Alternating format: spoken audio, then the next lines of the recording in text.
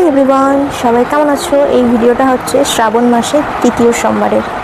আগে থেকে জানো তো যাওয়ার কোনো প্রোগ্রামই ছিল না। হঠাৎ আমাকে দিদি ফোন করে বলে 8 ঘন্টার মধ্যে রেডি হও, আমাদের এখানে 1 ঘন্টা 40 মিনিটের রাস্তা চন্দনপাটি, তো সেখানে যাবো। সেই মতোই আমি আর বর্মশাই তাড়াতাড়ি করে রেডি হয়ে বেরিয়ে পড়ি। গ্রামের এই সাইডে জানো তো এখনো সেই পুরোনো মাটির একতলা দোতলা বাড়ি, দেখতে বেশ ভালো লাগে।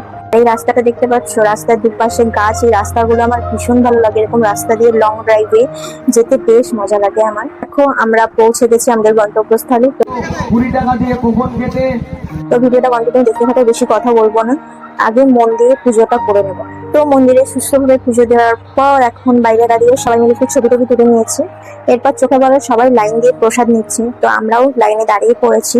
আমি শ্রাবণ মাসের সোমবার গুলোতে অন্ন খাই না, আমি ওই ডালিয়া বা লুচি পরোটা এগুলোই খাই। তো প্রসাদটা আমি বড়মশাইয়ের জন্যই নিচ্ছি।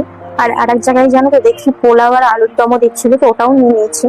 তো সবাই মিলে ঠাকুরের প্রসাদ খাবার পর বাড়ি যাওয়ার উদ্দেশ্যে বেরিয়ে পড়েছি। এখন বাড়ি পৌঁছে গেছি। শ্রাবণ মাসে যেহেতু আমি নিরামিষ খাই, তো গ্যাস ফ্যাস সমস্ত কিছু মুছে পরিষ্কার করে দেন আমি খাবারটা বসিয়ে দিয়েছি। আর এই শিব মন্দিরটা আশা করছি তোমরা সবাই চেনো, যারা আমার ভিডিও দেখো তারা জানো আমি কিন্তু প্রত্যেক সোমবার এই মন্দিরেই যাই। তো আজকে এই মন্দিরে বেশ বড় করে পুজো হচ্ছে। আর এইদিকে আমার ঠাকুর ঘরের অবস্থা দেখো, তাড়াহুড়ো করে গেছি, জোগাড় করেছি, সমস্ত কিছু ছিটিয়ে রয়েছে। আমি এখন সমস্ত কিছু গুছিয়ে চলো ঘরের পুজোটাও কমপ্লিট করে নিই।